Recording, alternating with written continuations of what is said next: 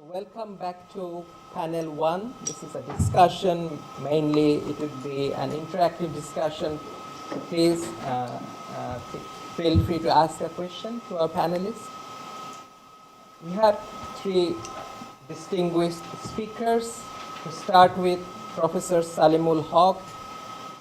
Many of you should know him already. I said he has attended all the 26 conference of the party's meetings. So we are really pleased to have him here. He has many affiliations, but I just want to mention the latest one. He has received the Order of the British Empire, OBE, this year for his contribution to combating international climate change. So that makes all the sense. So Professor Salimul Haq, OBE right now. Sorry, we have apologies from Christella. She missed the flight. It's not because of her fault. The airport in Geneva, it was out of network. The tunnel was broken, so all flights were cancelled. But we have Dr. Bina Desai, Head of Programs, International Displacement Monitoring Center here. And we have the third speaker, Dr. Bishwajit Mollik. He will be talking about another interesting aspect on climate mobility. That's about climate immobility, or people who are still staying on those extremely vulnerable climatic hotspots. We have three very interesting talks today, and I would request Professor Haq to start with your presentation and probably how it works today, 15 to 20 minutes each. And after that, we will take questions from the audience. And of course, I have some questions for our panelists. Thank you, Professor Haq. Thank you very much, Bishwajit, and good morning to everybody again. So what I propose to do, as you heard, I've been very much in the climate change arena, but I have several hats on climate change. The first one that you just heard about is about attending all the conferences of parties. I'm one of the few people who's been to all 26 of them. And I should add two things to that. Firstly, I don't go as a negotiator. I go as an observer. But I do have a role in the negotiations as an advisor to the group of least developed countries. It's 46 poorest, most vulnerable countries, mostly sub-Saharan Africa, but also in Asia, including my country, Bangladesh. And I've been advising them in the negotiations, mainly on adaptation and now on loss and damage. So that's why I go to the COPs. But I'm also a scientist. I work on climate change adaptation, and I've been a lead author of the IPCC, the Intergovernmental Panel on Climate Change, third assessment, fourth assessment, and fifth assessments, not in the latest sixth assessment over the years. So I've been in the IPCC process for many years as well. And then thirdly, and that's the most important element, is my day job in Bangladesh. I'm a professor in a university. It's called the Independent University of Bangladesh. We run a master's program in climate change and development, which is a dual major. It's not purely climate change, it's climate and development, bringing young people to understand the link between them and to have a career path in the development sector with an understanding of climate change rather than become climate scientist. And we also do a lot of capacity building, training, research, mainly on adaptation to climate change, and particularly what we call locally led adaptation to climate change, working with the most vulnerable communities, enabling them to build their own capacity to adapt. And my university in Bangladesh also runs two networks. One is a Bangladesh network. We have more than 50 universities and research institutes in Bangladesh. Part of that platform, we call it Gobeshona. Gobeshona is a Bangla word for research, and it's a very big network now. We do a lot of work. We have a monthly seminar, we have a big annual conference, we have a website with more than 2,500 publications in a searchable database on climate change and Bangladesh, that they have to be both climate change and Bangladesh for us to put it in our database. And so promoting research, promoting researchers, engaging with decision makers, practitioners, and enhancing the knowledge base of everybody in the country, because we feel that climate change is something that everybody needs to know something about. So that's my day job. That's what I do most of the time. The UNFCCC is only 2 weeks a year. I go to the COP. I just came back from the subsidiary bodies meeting, which takes place in Bonn every year. The SB meeting is still going on. In fact, I came back here to London to attend this meeting while it's still going on. But the main part that I want to talk about is over, and I'll share a little bit about that.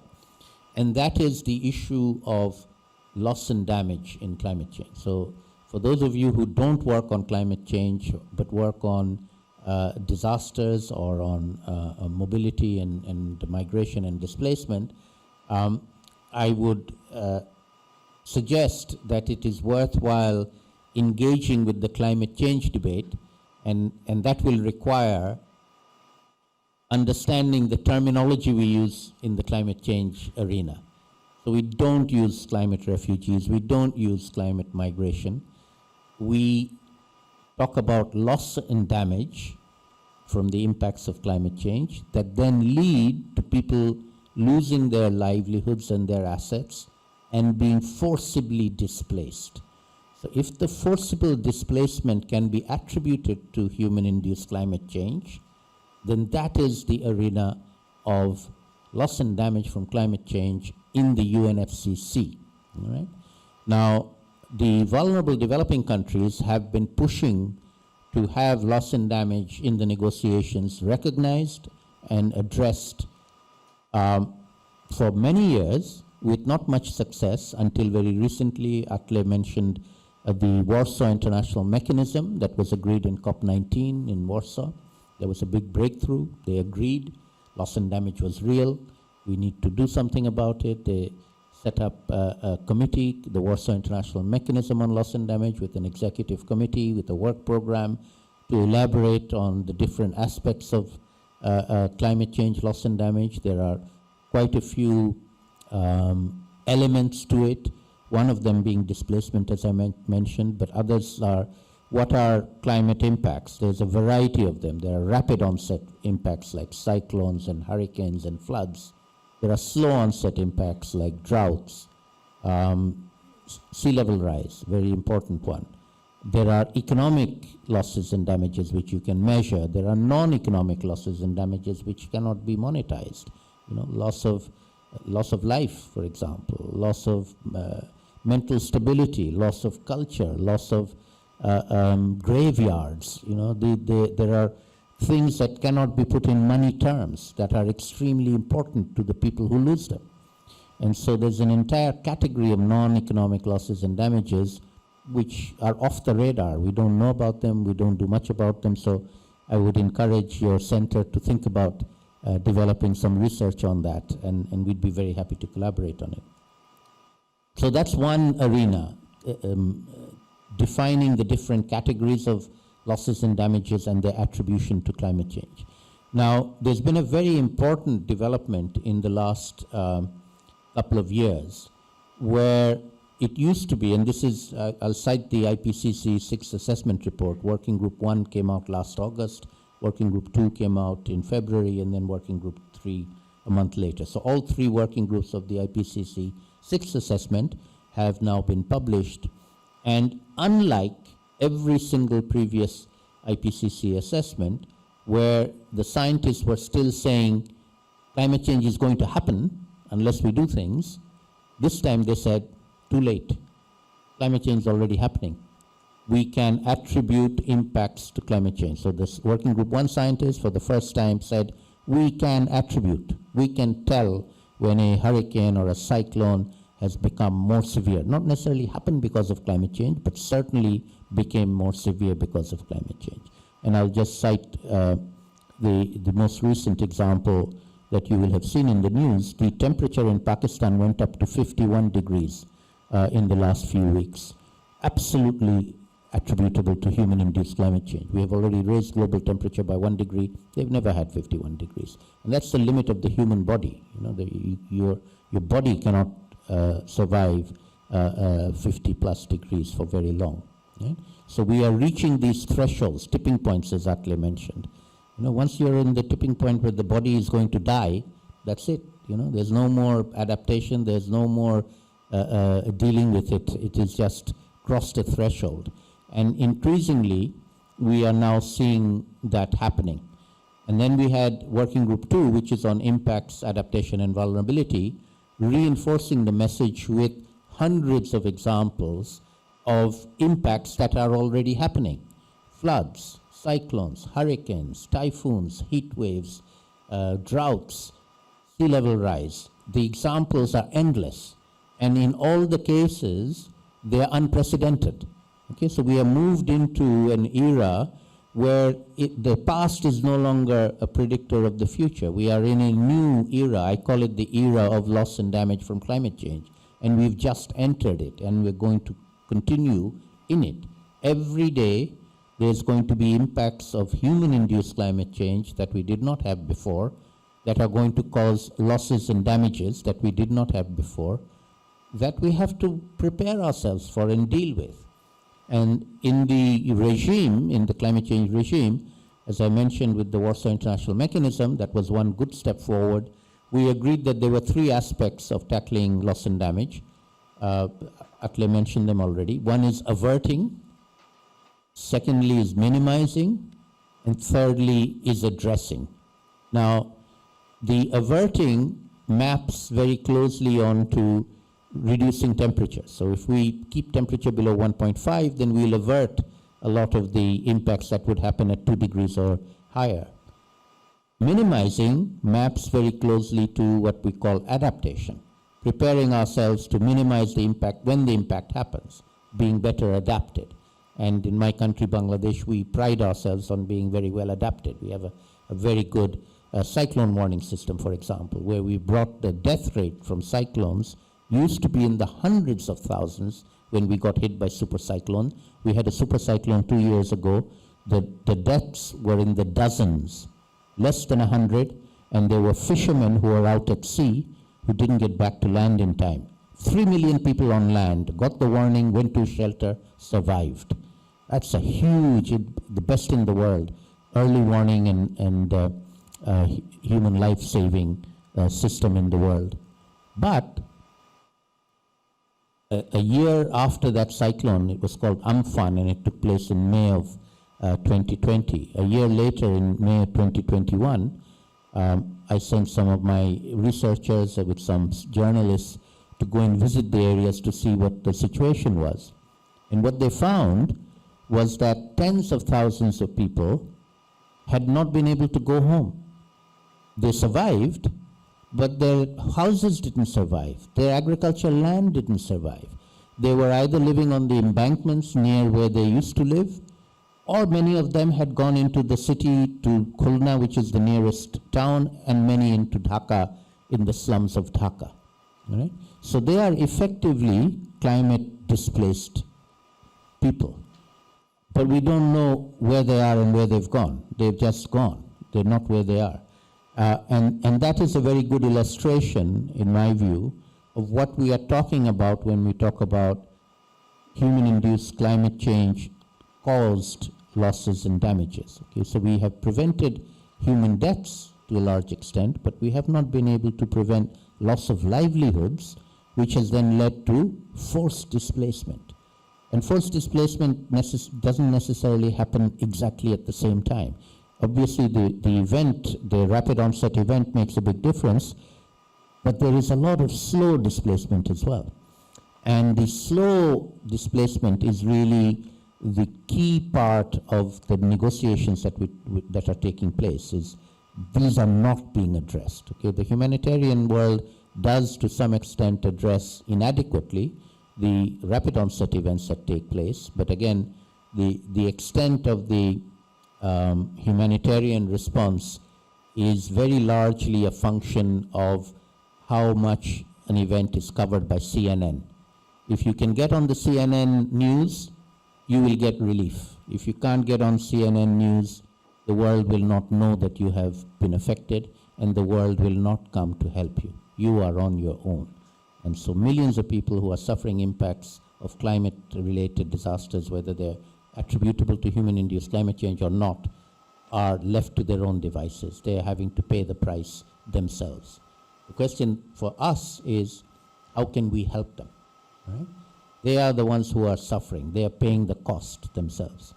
So in the negotiations, the vulnerable developing countries, as I said, I support the least developed countries, but there are a bigger group of countries. The LDCs is one. Small island states are another group.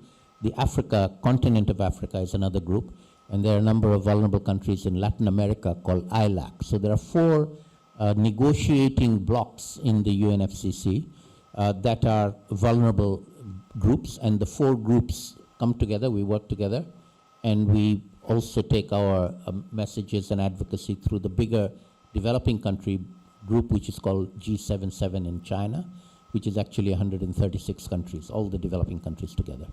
So the developing countries together came to COP25, which was several years ago in Madrid, asking for moving forward the loss and damage agenda beyond the Warsaw International Mechanism with 2 new asks. One was for more research and technical assistance, because it is a complicated subject. We all admit that. We need to know better. And secondly, to actually have money finance for the victims of impacts of climate change. And this was a highly contentious issue because for the developed countries, they don't want to pay. Okay?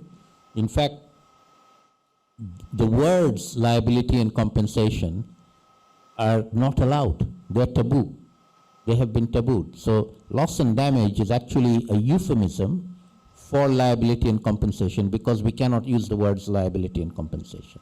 We can use them here. I can talk about it here. But in the UNFCCC, you cannot say liability and compensation. It's not allowed. Right? Loss and damage is okay. Right? So this is a euphemism. But the issue of payment is extremely sensitive, and the developed countries are still unwilling to do that. So in Madrid, in COP25, we got a partial success. We got the technical arm that we had wanted. It's called the Santiago Network on Loss and Damage. We just declared at the last minute in the COP in Madrid, we will have it. Okay, we didn't know what it was going to do, where will it be. So we left all of that to COP26, which should have been a year later, but was actually 2 years later because of COVID. And in COP26 in Glasgow, we went into a lot of negotiations on the Santiago Network. That is moving forward quite well. Since then, there's been a workshop on how to develop it further. And then yesterday in Bonn, it was on the agenda for discussing. So the Santiago Network on Loss and Damage is moving forward very well. And I would recommend for the new center, as Atle said, to start engaging with that, find out ways in which the research community can contribute to the questions that are going to be raised there. And there's already, previously under the Warsaw International Mechanism, a task force on displacement, which has also come up with recommendations where you can plug in and bring your research outputs, feed them into these policy debates. But the Santiago Network, for which a number of developed countries have actually offered money. Germany put in 10 million. I heard yesterday that the EU is offering 20 million. That's good. That's useful. But not a single euro is going to go to a person who's being affected by climate change. All of it is going to go to consultants, research institutes, an institution to set up the network and run it. It's all going to be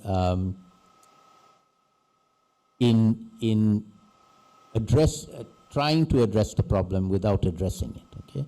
So the address part is the part that we have been pushing for finance.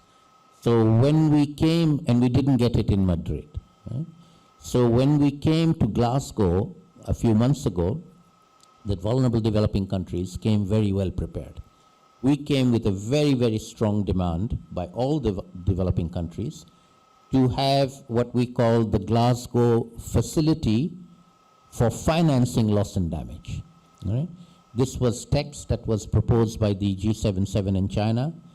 It was in the draft Glasgow Declaration text until the last day.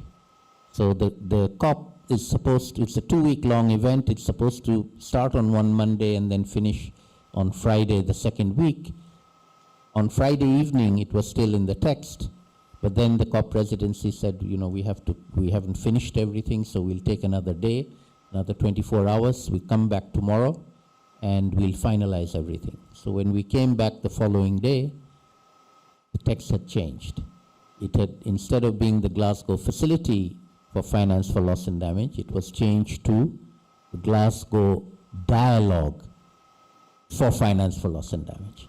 And the dialogue would be not just 1 year, it would be 3 years. Okay? So, and they claim this as a big concession. Yeah, we'll talk about finance. We won't give money. We'll talk about it for the next 3 years. And so the vulnerable countries, we were extremely disappointed with that result in Glasgow. And we blame the developed countries for refusing to allow that to go forward. And we are now re-engaging. So the demand from the vulnerable countries, all developing countries actually, this is a common demand by G77 in China, which is now headed by Pakistan, speaking on behalf of all developing countries. This is no longer just the vulnerable only. That in COP27, this dialogue should agree to set up the facility on finance. And then in COP28, we can work out the details like we did for Santiago Network. Santiago Network was just agreed in COP25 and then elaborated in COP26. That's how these processes work. So let's agree it in COP27 in Sharm el-Sheikh this November, and then in COP28 we have another year to work on the details of what does it mean, how do we make it work, who pays, who gets the money, who manages the money, etc. And so there's a strong desire to push this agenda forward, and the first dialogue took place in the last few days in Bonn. It was a 3-day dialogue. The first day was on the 7th, the second on the 8th, and then the third on the 11th. The first day, it was mainly a monologue. A lot of institutions were invited to present work that they were already doing, the Global Environment Facility, the Green Climate Fund, the Adaptation Fund, and various others, OCHA and others. And then the second day was more interesting and interactive. They broke into 3 working groups and much more interactive discussions about what can be done, what are the issues that need to be addressed, with a good participation by both official parties as well as non-governmental organizations. We were allowed to participate in that and speak in that. And then in the third session, they had feedback from the working groups and next steps. And that's where we are in big, big trouble, because officially there are no next steps. There isn't even an official report of this dialogue. And the developing countries insisted there has to be a report, so hopefully there'll be a report. But a report to whom and for what? We wanted this to be an agenda item in COP27. We are going to push for it to be an agenda item in COP27, but it isn't. So COP27 does not have loss and damage on its agenda. We are going to push to get it on the agenda, but if it doesn't get on the agenda, then officially the UNFCCC will not take loss and damage into account. We will have lots of unofficial events, but officially it will not feed into the process until the next SB meeting, which will be in Bonn a year from now. That's when the second dialogue takes place. The dialogues are taking place at these subsidiary body meetings intersessionally, not at the COPs. Right? And so there's a disconnect, and that's a deliberate disconnect, by the way. So talk shop over here, action over here. Don't tell us, the talk people talk, and the action people, decision makers make decisions, and they don't listen to the people talking. It's a very deliberate tactic of supposedly listening and allowing issues to be raised, but not doing anything about them. And so these are designed specifically to be what Greta Thunberg accuses the UNFCCC of doing, is just blah, blah, blah. literally, blah, blah, blah. Talk, talk, talk, and not do anything. Right? So let's see whether we can break that cycle going forward. But let me end by saying that one of the good aspects, so talk is not bad, talk is good, but talk is not enough, all right? You need action. People are dying, people are suffering. We need to act to help them. But in the talk space, what I will say in answer to Atle's question to me earlier, that things have moved on considerably. So this dialogue over 3 days, in my view, was a much, much more open dialogue than we had expected, including remarks made by developed countries, from different European countries, from Japan, from the US, opening up to the discussion, recognizing there are genuine issues here that need to be talked about and discussed and worked out. They haven't moved to finance yet, but they're willing to have serious conversations. And to me, that is a big opportunity for the research community in particular, and the people who have already been working in this arena, to bring their knowledge into the decision making. So the UNFCCC, climate people don't know anything about displacement, all right? You are going to have to come and teach them, but you'll have to do it, map it into the words they use, as I said. If you just talk about climate migrants, you're going to get nowhere, okay? They don't recognize the term climate migrants. It's loss and damage, displacement because of loss and damage. So you're going to have to learn to twist the terms to fit their terminology, but once you've done that, the issues are basically the same. It's about how do you deal with these problems.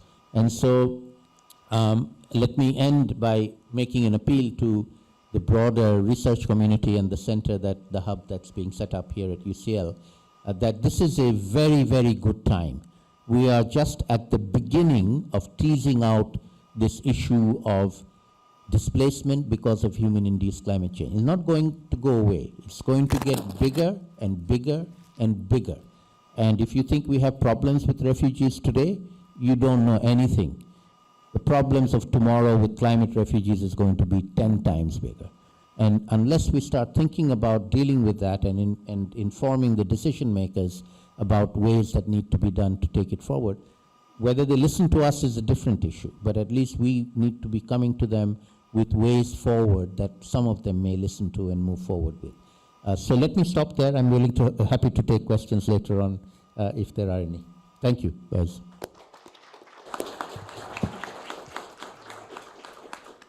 Yes, thank you so much, Professor Hawk. Probably you have heard from the most experienced climate scientists having extensive experience over 30 years. I just want to, before I invite Dr. Dina here, yes, you talked about terminologies, twisting it in front of UN.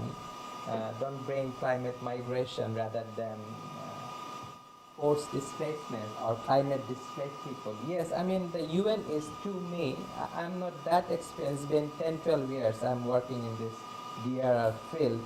And I was looking at how the definitions are changing. If you think about the UN DRR itself, they have changed their name, the name of the organization 3 times in the last 12 years. So how, to adapt to the new policy frameworks, but probably if we all work together and if we can convince them at one point, they might like to change and accept some new terminologies rather than saying forced displacement due to loss and damage. They can probably accept climate-induced migration at one point. Same as happened for UNDR. It was named something natural disasters UN organization. Now they have changed to United Nations Office for the Disaster Risk Reduction. So now more focused on vulnerability. But remember, in probably the country you talked about, in Bangladesh, people there really doesn't understand what does it mean by vulnerability, because that word does not exist in the country. So, but you have UNDRR, we are talking about. There's a huge conflict on people suffering, terminologies they use, and then you come here to the UN platform because they don't understand. They understand vulnerability, but the people on ground don't understand vulnerability. And there's a huge gap in policy making But let's move forward to our next speaker, Dr. Bina Desai from IDMC. Thank you. So, yes, I agree. You have to speak.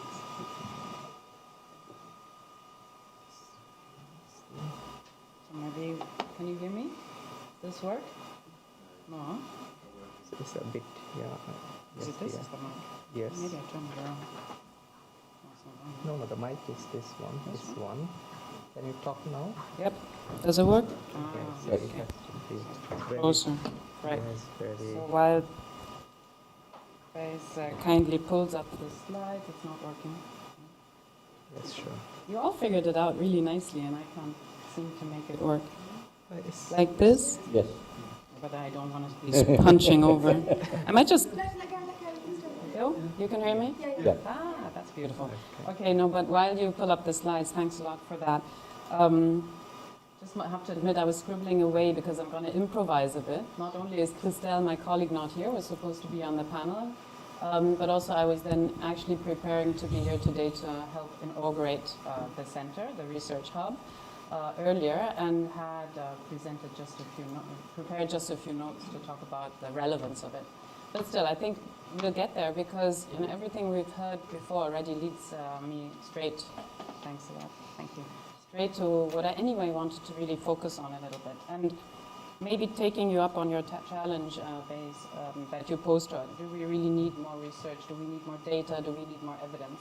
At IDMC, we've been in the business of generating data and evidence on internal displacement since 1998. And more systematically also on disaster displacement, before it was mainly conflict, since 2008. And so of course for us, and like for you, it's been bread and butter, it's been kind of the core of our business. And yet we've asked ourselves this question all the time, because we're not an academic institution. We partner a lot with academics and with scientists and experts. But our raison d'etre is really to be policy relevant, as we like to say. But also we want to be operationally relevant. We want to have actionable evidence at hand. And there's, I think, the challenge to all of us collectively, and we've heard it from Salim as well. There are a number of key gaps that we're still facing when it comes to real, not just the evidence that we collect and present, but also the way we present it. So let's dig into that a little bit. But I also want to not just beat ourselves up about what we're not doing right, but also let's take a step back and think about what we do actually know. And what are the things we don't know, and how can we get there to filling this? Because this is really what we want to do within your hub. We also heard from Atla, and both of them in a sense, almost opposite views of definitions and concepts and framing, whether it's relevant or not. It can seem very academic at times to be talking about definitions and terminology within in scientific or then also in policy debates. Particularly if you compare it, as we heard again also, with the real-life experiences of people who don't differentiate necessarily of, what are the different components that drive vulnerability, and they don't even use the term vulnerability. But yet it has serious implications for policy, as we've heard from Atla.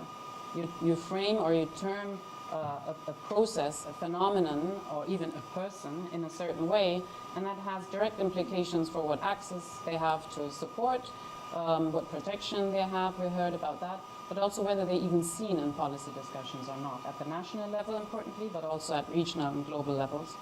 So we really need to, I think, as researchers, as scientists, as practitioners, all be cognizant of that and really try and be as clear as possible in the concepts that we use and not budget, basically. So let's see whether I can move this. Yes. At IDMC, as I said, we monitor internal displacement, we collect data, we verify it, validate it, curate it, and then report back to the so-called international community, but also to national governments, to NGOs, to practitioners on the ground. And we report figures once a year mainly, but then also we do in-depth research in specific displacement situations. And as I mentioned earlier, we do this for disaster displacements really only systematically since 2008. Before, the data is quite dodgy that we have, so we don't like to show it. But as you can see already here from this slide, it's a truly global phenomenon. We monitor it now across the globe, and it's millions of displacement every year that we report, tens of millions mostly. On average, almost 20 million displacement. So these are movements, instances where people are forced to flee. We also report every year a much larger number of displacements in the context of disaster displacement, or in the context of disasters rather than conflicts.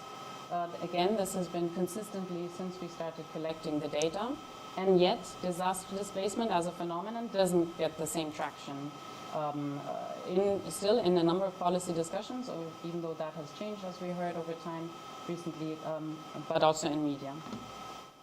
When we break it down, and I don't think you can see it very well, so I'm not going to stay on this slide for too much, but what's important here is to see the blues, the disaster displacement, and that big bubble that's weather-related displacement. So we heard it from Atle briefly.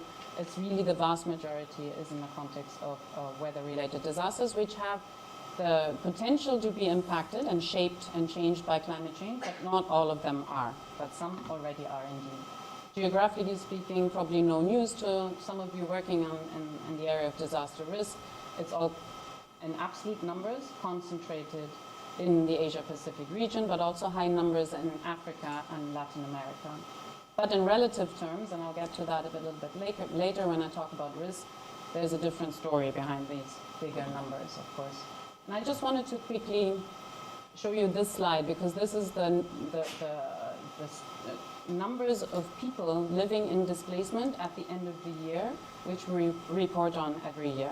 And the orange is conflict, and the blue is disaster, because we've never been able to report on this. We've been talking about movements, so when people are actually forced to flee or they evacuated preemptively, then we've got some data.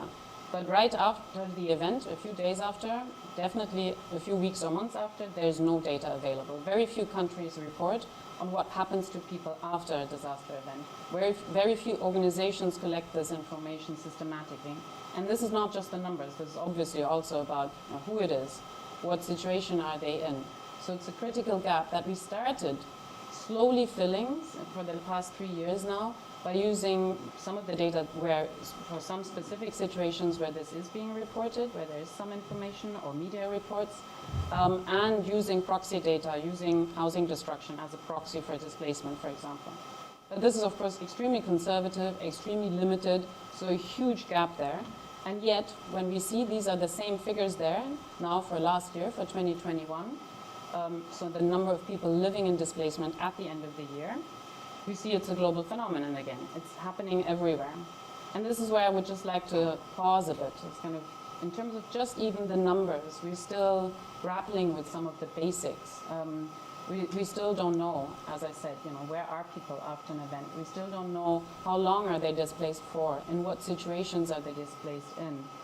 Who is it? Is it children? Is it women? Is it men? Is it people who are of working age and their implications with loss of income, etc., etc. So if we look at that slide here, we've got some of the usual countries and regions again, but we also have high-income countries, and none of them even are assessing, collecting the numbers or assessing the impacts. And I'll come back to it because we've been talking about impacts when we start wanting to make a case about loss and damage, about this being not just a matter, both being a matter of justice, i.e. compensation, here we can talk about it, but also being a matter of common sense investment that is being eroded again and again. We heard about the examples. Then this is the type of information that we need to continue collecting. And then beyond that, collecting not just the numbers, as I said, but how is displacement then impacting on people's lives, on different sectors? It's housing as an obvious one. Housing is destroyed. You have to run for your life. You're in a shelter. But also health impacts. Loss of education or interruption of education, loss of income, another obvious one. Security as well, and then environmental impacts.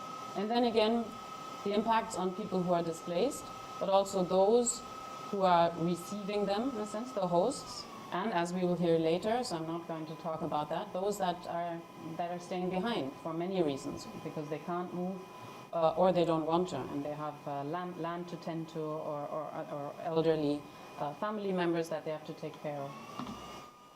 I'm going to skip this just in the interest of time. We are trying to assess the economic impacts. We're starting at IDMC to do both, to do understand a little bit more the social impacts through our qualitative research, but then also quantify with some of the numbers and some of the proxy data that we have to get to the actual cost of displacement on specific sectors. And this, again, will be important if we want to start making that business case, if we want to start putting the displacement as already realized loss and damage associated with climate change on the table.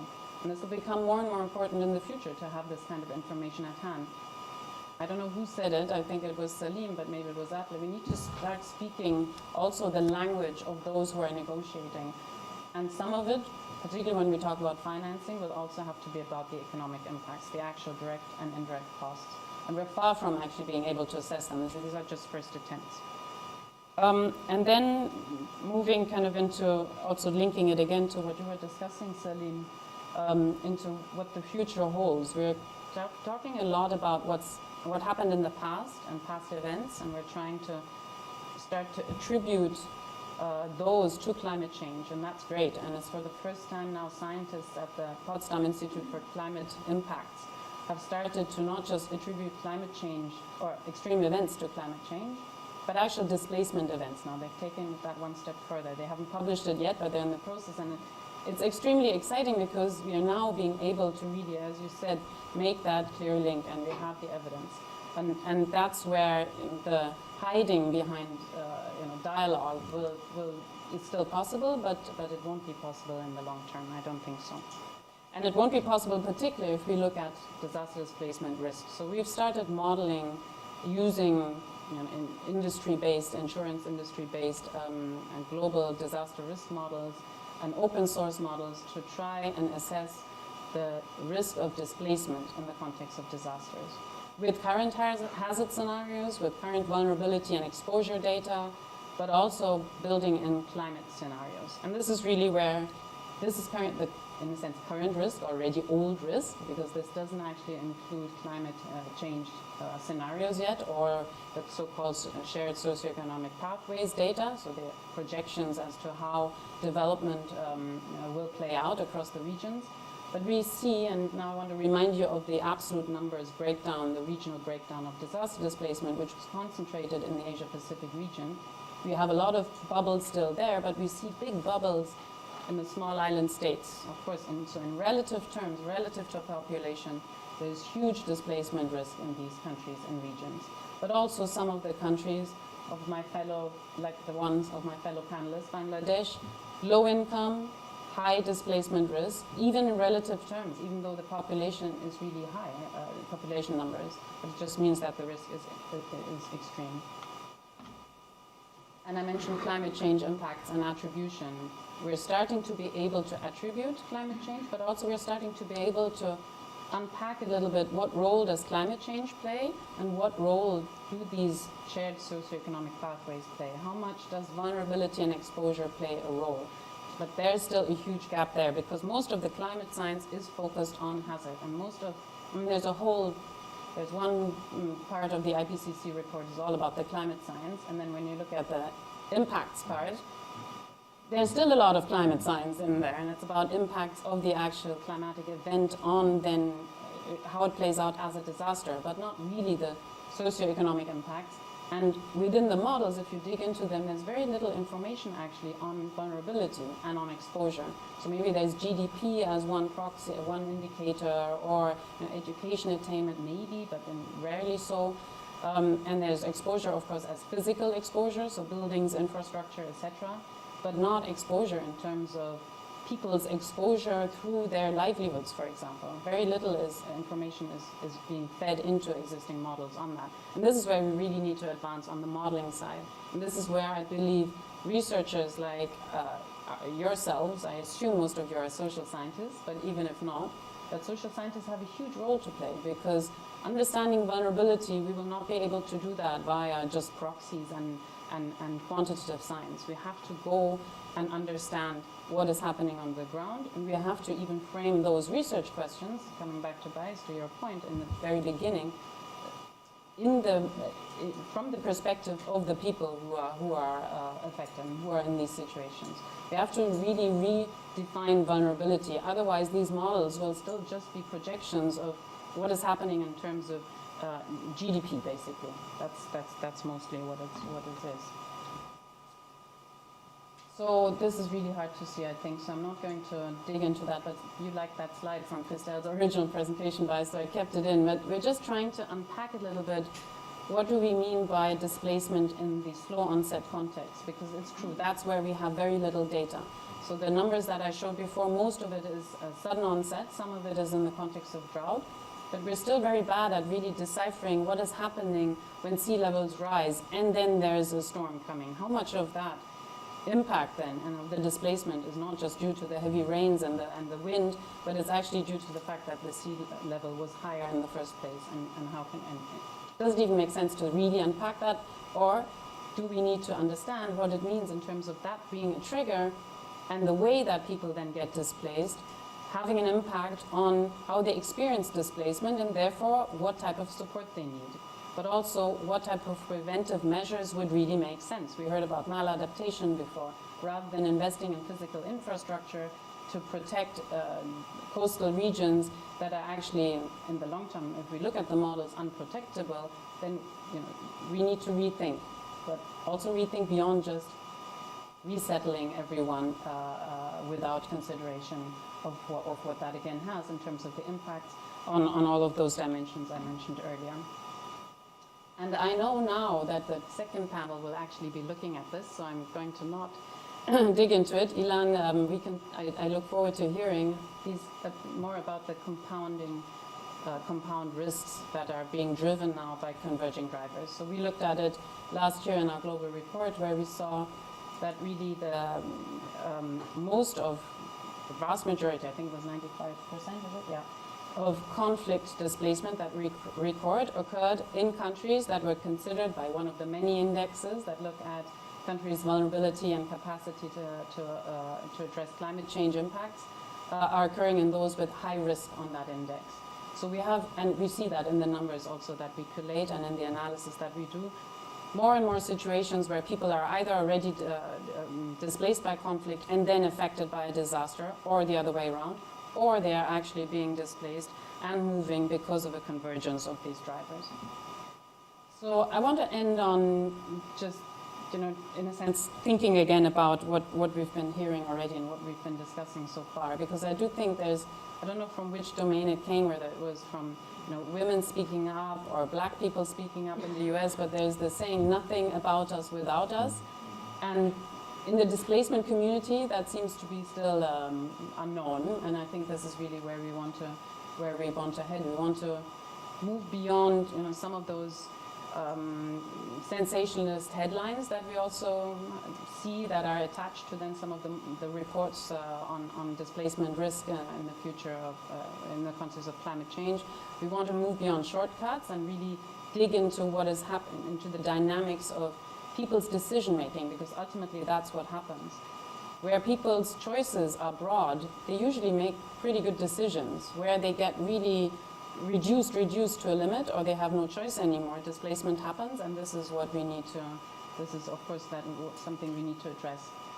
And then really we want to try and move beyond, as Baez was saying, just the traditional approach to research. At IDMC, we've committed to producing less reports and actually working more with researchers and practitioners on the ground to really not just ourselves understand better what's going on, but also basically enable them to assess displacement as it is happening today, define the research question as it is, and also then determine the future. So with that, I'll close, and thank you very much for having us. Thank you.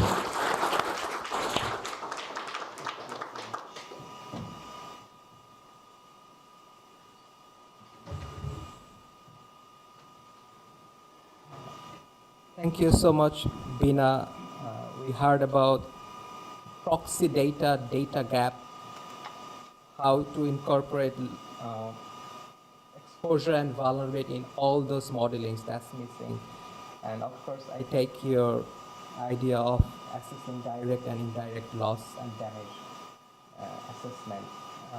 And just something came to my mind when you said, yes, I was thinking when you said we should produce less reports. I was thinking about Google Scholar. If you search climate change adaptation, the amount of work there, no matter climate change or disaster risk reduction, whatever a keyword, sometimes I think it might take me 10 lifetimes to read all those minimum, and then when do you work or act? So probably yes, more articles are upcoming, getting into the literature, and no one knows which one to read and which one to trust. And as Professor Hawke said, if it is not on CNN News, probably it's nowhere. So let's next move to Dr. Bishwajit Mollik. He will bring another perspective today. It's about climate immobility. You have different terminologies for that. Trapped population, sometimes they call it, sometimes they call it involuntary migration, or there are different terminologies, but let's listen from him. Thank you.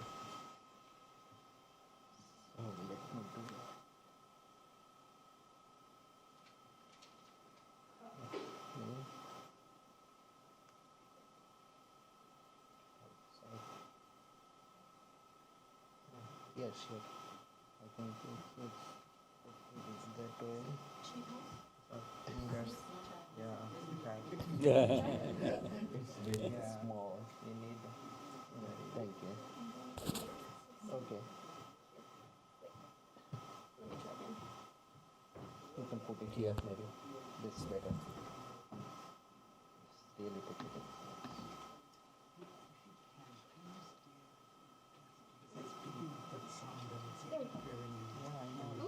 Am I audible now? Hello. Am I audible now? Okay, that's good. Okay. That is mouse. Okay, it's mouse. Left. Okay, that's good. And this side. Yeah. Good afternoon. I think it's almost 12. So I think it's really great pleasure to share the desk with the sole 100% here. And I read his articles when I started my master's PhD, yeah. And to share a panel with Dr. Salimul, he is our pride. And I think it's to the other Bina Desai, and Bias. I am really grateful to UCL and as well as the organizer. I think I have nothing to say what they have said already. And that's why I am talking a little bit different topic, which is included, which is not excluded things, and which is less discussed about in this forum, that is non-migration. So, this terminology is said by immobility, trapped, all different kind of things. So, I start with the problem that we do have. Yeah. So, you always talking about the terminology issues that our keynote speaker also said. And you see, I have already used a different terminology here, non-migration. And in the face of climate risk, maybe some of the scholars say is immobility. Yeah. But I am saying non-migration. And I am also using the immobility. So the jargon is always there. But let's talk about very few things about what are the challenges and potentials of non-migration in the face of climate change. I am not an expert. I am still learning on these things. But I start with the idea from where we can start. So you have seen this data that Bina already presented here. But I am not going to talk about all these things. The 5 countries that with the most new displacement in 2019, I am taking here. You see the red mark is Bangladesh. Yeah. Hi. So one of the immobility person is here also. I am talking the Sonia. Sonia is one of our very good contributor in this field. So the Bangladesh is one of the country that have a lot of displacement, and then India, then Philippines, China, United States. But if we summarize it, so as Bina also said that the natural disaster affect around 160 million people per year worldwide, around 25.2 million displaced in 135 countries during this 2008, and I don't have the recent data, but I think Bina already gave the recent data. But interestingly, those who are affected, 85% of them are not migrating, so are not displacing. So maybe for temporary reasons, as we don't have any return migration data set, so you cannot say who are migrating and who are staying there. But just like for this calculation, 85% are staying, And if we consider also the ground soil report of 2020, so they said that 140 million people will be also internally climate migrants from sub-Saharan Africa, South Asia, yeah, and also from the Latin America. But still, lot of people will stay. And what should we do? We should define environmental non-migration. So this is a terminological question again. I am saying environmental migration, non-migration, some people saying climate refugees, some people saying immobilities. But when we start talking about the environmental migration in mid-2000, especially around 2010, so very often we talked about the mobility paradigm as a starting point. And then the focus on mobility triggered the interest of the scholars in the sedentary behavior. So why people stay, as a scholar identified as mobility bias, yeah, and within the migration studies. Then we started in 2010. It's a very new field. It's just like one decade. And then we need to reconceptualize of immobility as a staying as a meaningful process and not as a residual to migration. So that's my urge to everyone, that we should not say, okay, immobility is residual of migration. So it should be an integrated part of that, and that, so the colleagues who are contributing to this field, we are trying to understand the mobility paradigm serve as important milestone for non-migration research, since it is underlying the relation of mobility and immobility as well as their underlying aspiration and capabilities. So, because at the end of the day, migration is an individual decision. It's very, very individual thing. We are talking about community, race, all kind of things. But what is for me? I have to decide whether I will migrate or not. That means I have to aspire, I want to migrate. I have to have the capability to migrate. And that's why we had a paper. So we try to define that migrants and non-migrants based on the aspiration capability paradigm. So it has started in 2002. And then we also the trapped population called in the Foresight report by Richard Black and their colleagues. And then we say a lot of people voluntary non-migrant. Maybe it is even in that who are the voluntary non-migrant. Those who have the capability to migrate even have the capability to stay and never want to migrate. They are the voluntary migrants. Maybe in this circle in that, I am not sure how I can show this, the left hand side, the voluntary non-migrants. They are aspired to stay and they are have the capability to stay. So other three questions I am not going to talk more because we do have also time limitations. But the voluntary non-migration, I think that brings us to the discussions of adaptation for the future research, because they are the huge portion of the community. The trapped people could be non-trapped tomorrow, but those who wants to stay their places, they are the prime focus to combat with the climate change adaptations. So let's see here an example. I bring these examples most of the time in my talk, just reading his expression. So you see that person who reside in Gabura, it's a very southwest part of the Bangladesh, very close to the Sundarbans. Yeah, he is staying with his family here. You see, her wife is inside the door, and his mother is just like in front, and he is just sitting there talking with me. So I am hiding there, and he was just explaining. So I was inside the water there because there is no place to go in, also on this ground. And you see this tree. This is the way how he can go out from his home to the street. Now think is, he said, since I was born here, I am living with floods. So born means 35 years ago, he born. And he was living with floods, coping with cyclones, fighting with hunger. Where should I go? Migration is not the solution to me or to my family. I don't know where should I go. However, I know if I live here, I can go in Sundarbans, catch fishes and sell to the market, can buy food, not maybe 3 meals a day, but at least once. And even if I face a problem here, I can get support from my neighbor. However, who will help me in the city? I don't want to go. So, is he trapped? Or he is voluntarily staying? And it's not the only one case in Bangladesh. I think a lot of several cases are there. A lot of people want to stay their places. And I think we should not forget them in our climate change adaptation discourses. We should bring them, the voluntary non-migrant, into the policy discussions. So if they want to stay there, and we should give them those kind of support so that they can stay there, and that will also include to the climate discourses. And what is the complexity of, in that sense, the migration and non-migration? I think we always say that migration has adequate way of adaptation to climate change, and the migrants are the agent of change. So that could say the planned relocation, voluntary resettlement, temporary or permanent migration. Also the translocal livelihood is very important in that aspect. But when we see the migration as a failure of adaptation, if we see the slum area, so not everyone are happy. So although they migrated, they are not happy. So they say that, oh, migration for me is a failure. Then they want to stay, although also in the slums, or they want to go back to their places. And that's why I think we need to develop or adjust policy tools and create interventions, not just saying the problems, there is problems.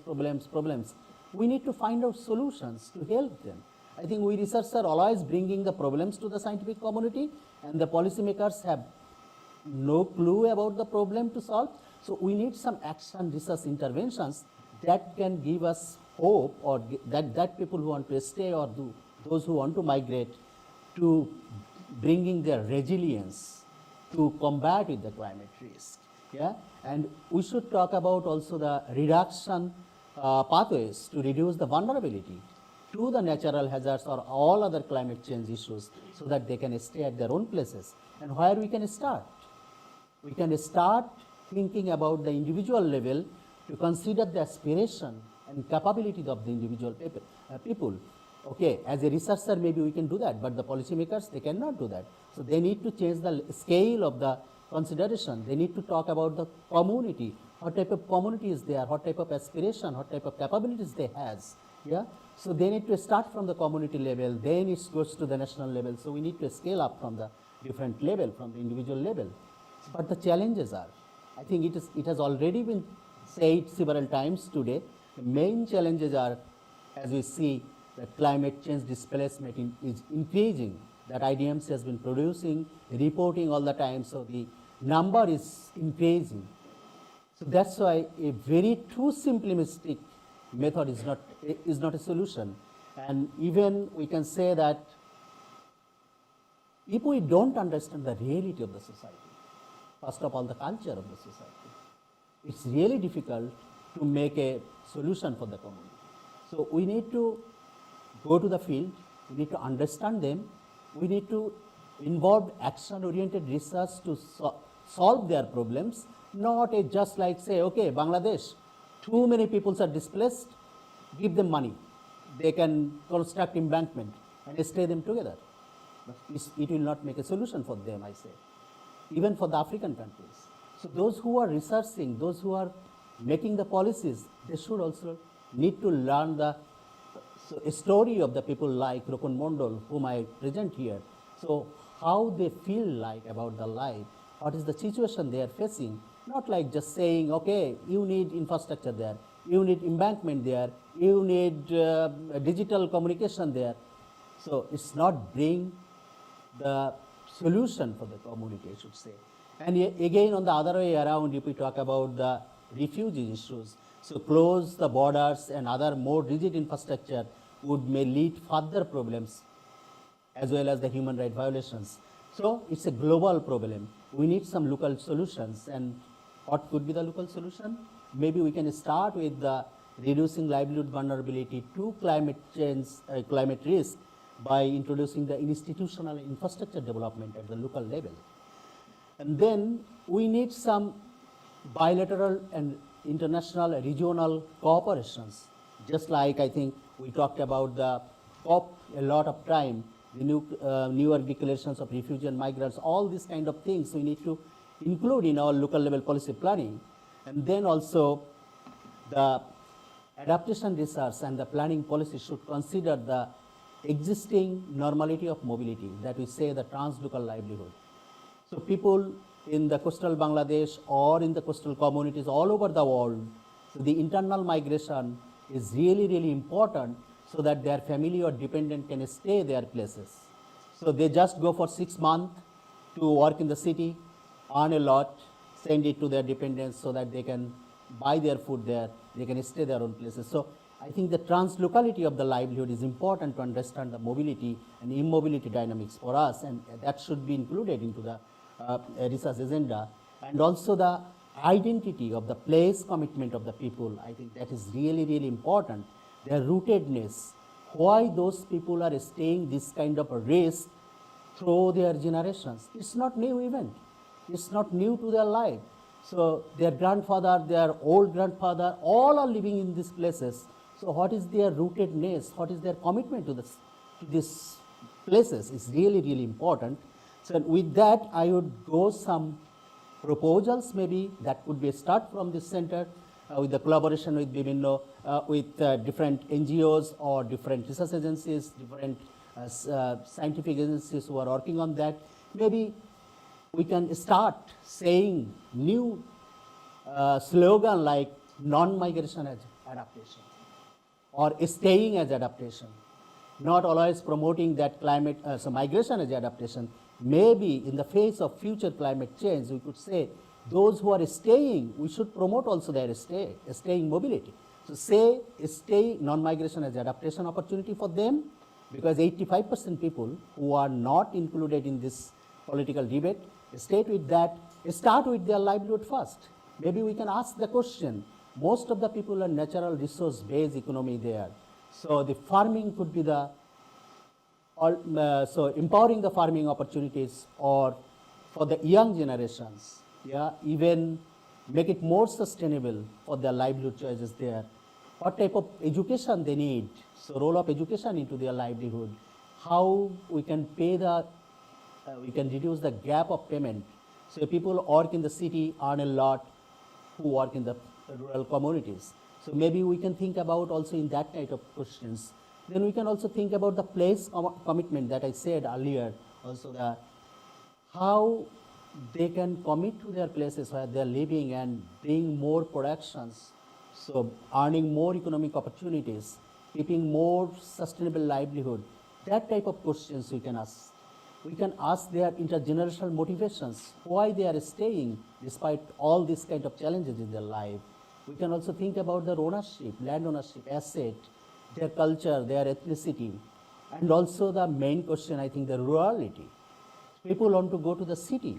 People don't want to stay in rural villages in the developing countries mostly, but the opposite side is the others. In the developed countries, most of the people want to go outside the city and stay there because the facilities is there.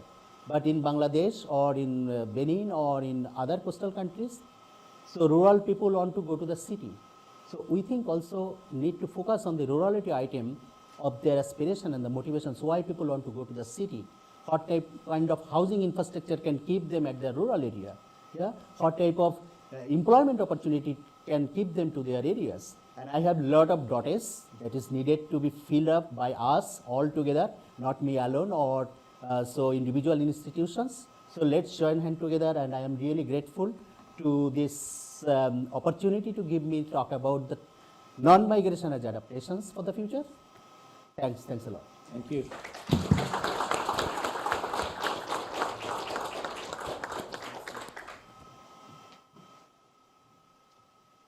Okay. Thank you so much, Dr. Bishwajit Mullik. We just heard about non-migration or voluntary immobility. Yes, we had 3 distinct type of presentations today from our panelists, so it's time to take some questions from the audience. And in 15 minutes we close and we go for lunch break. And at 2 p.m. we return to this room for panel 2 on climate change, conflict, and migration.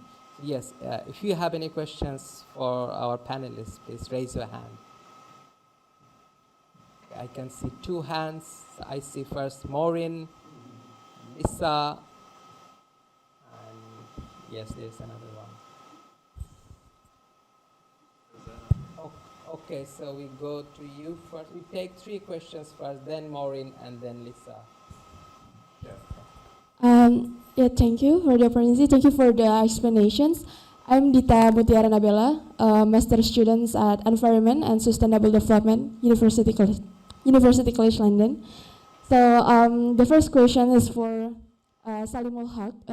Thank you for sharing your story. I just wondering about your experience about talking the financing for least developed countries. Could you share with us about the challenges and also the opportunity when you negotiate in the COP forum? And the second question is for Bina Desai. Thank you for the interesting presentations. Talking about the internal displacement, you talk about in the year's last slide, you talk about counter persistent misconceptions. Could you please more elaborate about that? Could you please share with us the example? Yeah, because I also would like to build the youth community in Indonesia. So I hope that the misconception can share for the youth in Indonesia too. And for the last one, thank you for Wiswajat Malik. I have the questions about the last slide about intergenerational motivations. Could you please share about the example, what kind of the motivations and what's your hope for the people that have to act as non-migrations to adapt in the city or in the place? Thank you. Okay, thank you. We take a few more questions from Professor Maureen. I can see.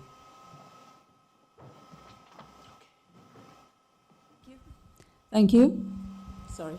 Thank you. My question is for Dr. Malik. This is Maureen Fordham. I'm here at IRDR, the Centre for Gender and Disaster. This isn't primarily or necessarily a gender question, however, but it's about your proposals. And I would like to say how much I enjoyed your presentation, very, very much. And the important focus you put on place attachment. And it's just one slight addition that I would like to recommend, and that's around the meanings of home. Because we focus very much on livelihood issues for very obvious, very real and necessary reasons. But we're talking about people's homes here, and there are many, many meanings of that word, and I think an exploration of that in that context would be very useful. So I'd like to hear your thoughts on that. Thank you. Hello, my name is Lisa Guppy. I also work with the IRDR, and I have a question for Bina. I've been feeling for some time that the distinctions we make in research or practice or policy between, sudden onset, short-term displacement and long-term displacement are increasingly less relevant under environmental degradation and climate change, but also less useful. And I saw from some of your slides that you're reaching into that space at IDMC, and I'd like to just ask you how you think we can bring those things together, given that, as you say, we have so little data about what people do after they are displaced in a disaster, and why they don't return if they cannot return or do not choose to.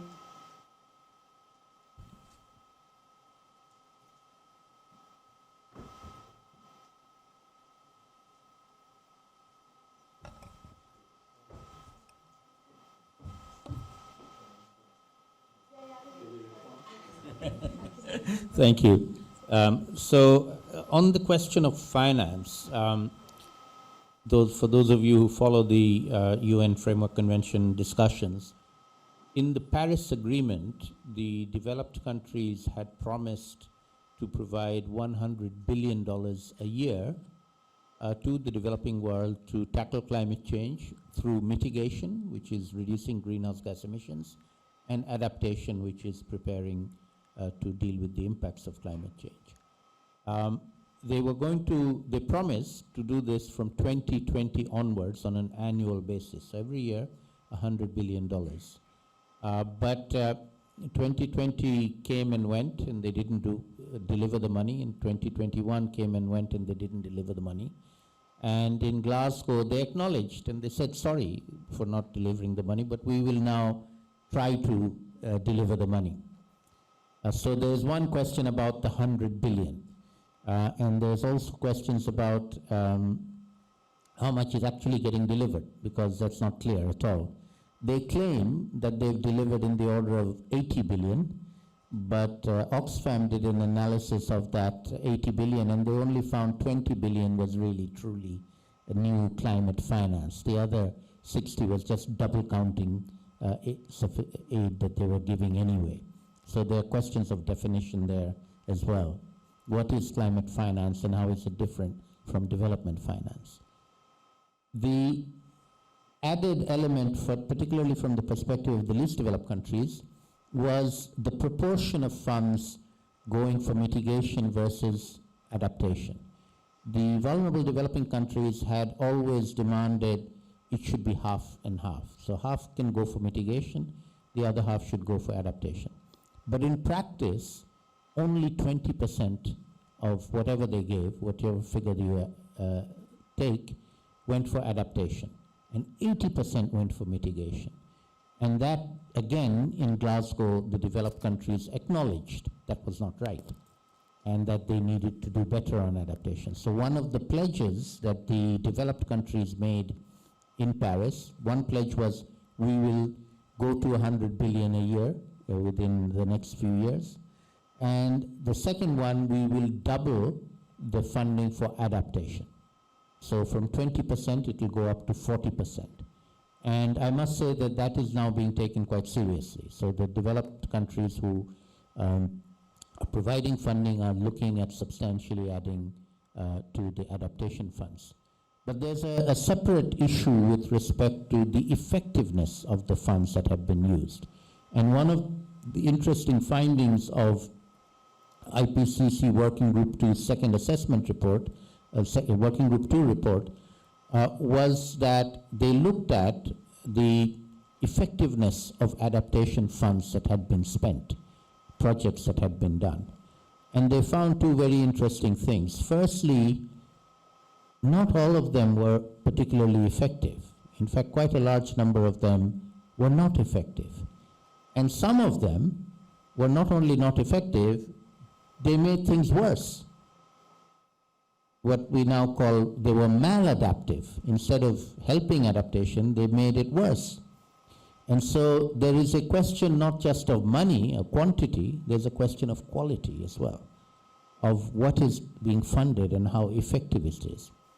And I won't go through all the details of why that is, but I'll mention one significant element that was identified as probably the biggest lacuna in making it ineffective, was the lack of participation from the target groups or the beneficiaries or the people who are supposed to be helped. Almost all the funding that came from international donors who told the people what they needed to do, or national governments who told people what they needed to do. They were very top-down. They involved people to some extent, but only to implement what they were being told to implement. And in the end, when the projects were over, they did not effectively help people. And the lesson that is very strongly there, in my center we work very strongly on this issue, is we need more locally led adaptation. People who are living at the front lines, like the people that we saw described by Bishwajit, they know their problem better than any of us. Okay, so for us to go and tell them what the solution is hubris. We need to listen to them. What is the problem and what do they think the solution is, and then see how we can help them to survive, to be adapted, to be able to deal with the problem. They know. They have experiential knowledge that we don't have. And so this is a paradigm shift that we need to bring into the climate change adaptation finance arena. Not just have more money, but the money has to be better spent. And so we need to be better at listening to people, involving them in planning, in design, in implementation, and even in monitoring and evaluation of the results. They should be the ones who evaluate us, not we evaluate them. So this is a big issue in the climate adaptation world. If anybody's interested in knowing more about it, please do get in touch with me. Happy to talk to you. Ina, are you? Yes, thank you very much for the excellent questions, both of them, and they're somewhat linked. But I'll start with the misconceptions. I think one of the main ones is the broad one that we're seeing migration as a problem. It's not. It's been part of human development history and progress for as long as we know about human development. And what we need to really get to is, in a sense, rather than nitpicking what can be considered economic migration versus this type of migration versus refugee flows, is really understanding the experience of people on the move and under, as I mentioned earlier, under which conditions did they leave? What was the decision-making process? How much choice was involved? So when there's no choice involved, obviously there is a problem. And that's, I think, also when we look at how we report about the impacts in the media, but also sometimes I catch myself even the way that I mix up things and we report about every movement potentially in the context of climate change as a problem. And we heard here several times it's not, but a lot of it or some of it is.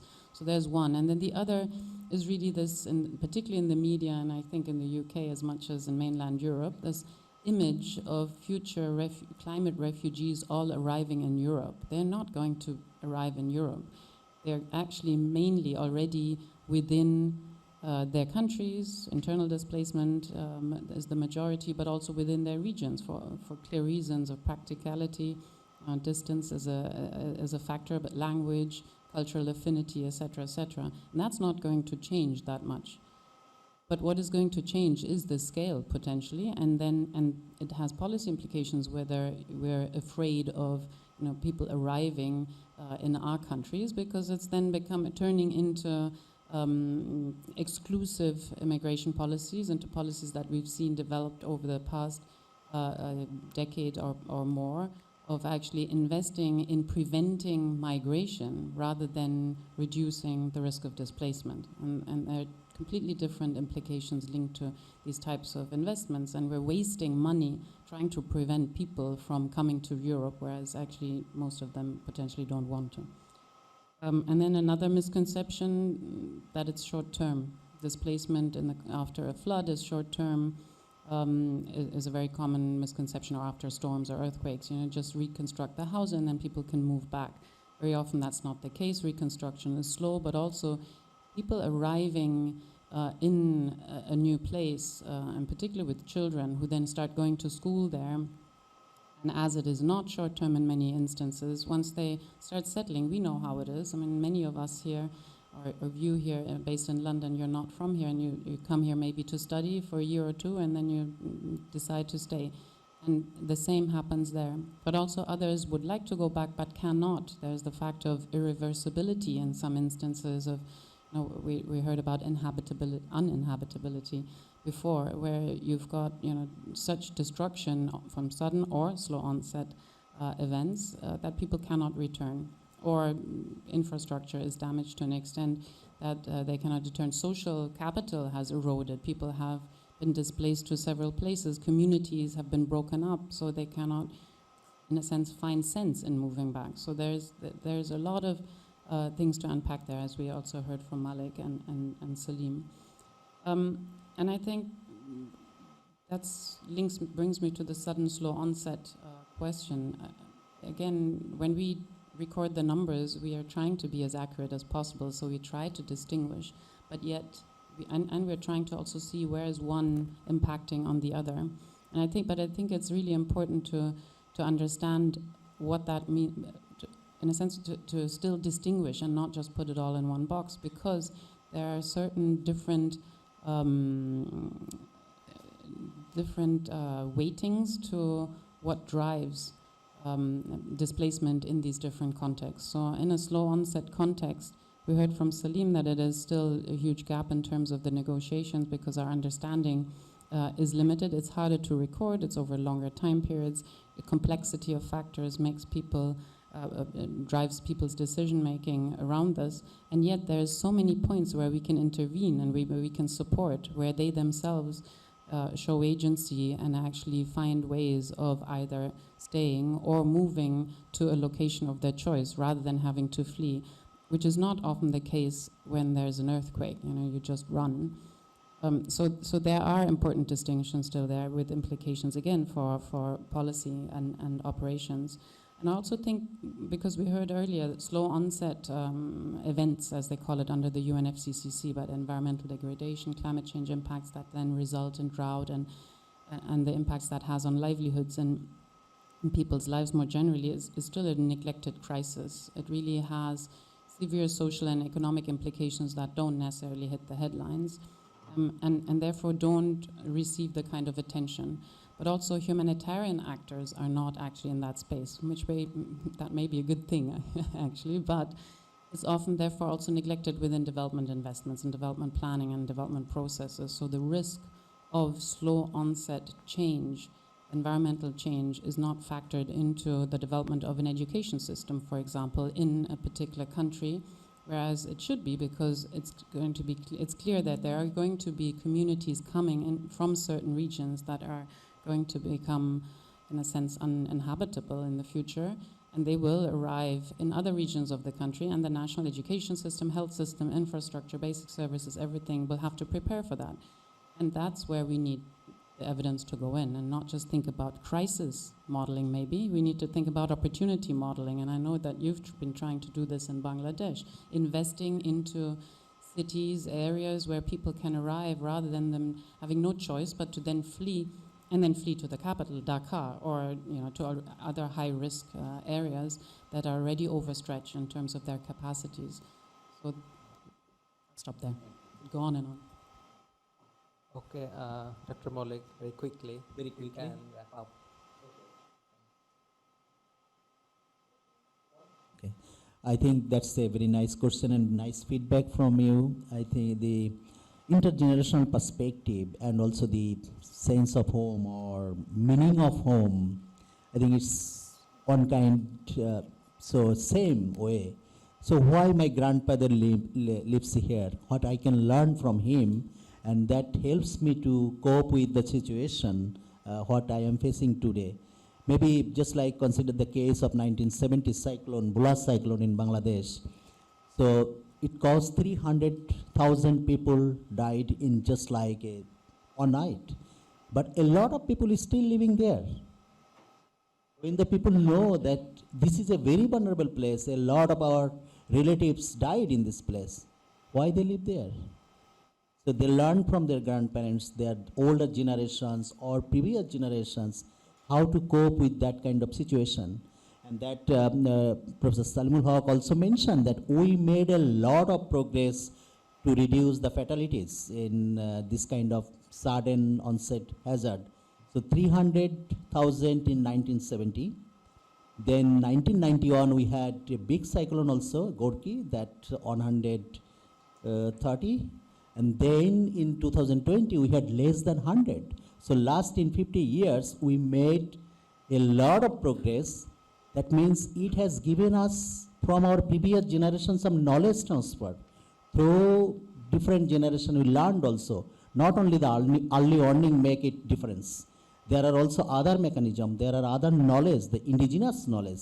Yeah? When they don't have any early warning messages, no rescue team, they had to fight with cyclones, they had to live with these floods, they had to live with salinity, they had to live with drinking crises. So we learn from our older generations. I think that need to be incorporated also the policy making processes. Maybe that can give us the sense of home or place attachment, more belonging next to the place. So if I feel like, oh, I am from Bangladesh in a very coastal village, 26 number polder, if I go there, it would be better. So I will feel like home there. Still I am moving in different places. So I think this feeling of everybody, where they born of, need to be considered. So if we want to talk about climate change adaptation, so feeling of home, I will add this slide. Thanks for this input. Thanks a lot. Yeah, and we can discuss later also. Maybe later. Thank you so much to our speakers. I Sorry, we are running late. I understand some of you have raised your hands, but please remember there's a networking event from 3:30 to 4:30 p.m. Our speakers and panelists would be there, and tea and coffee would be there. So please utilize that time, ask your question, and a big clap to our three speakers.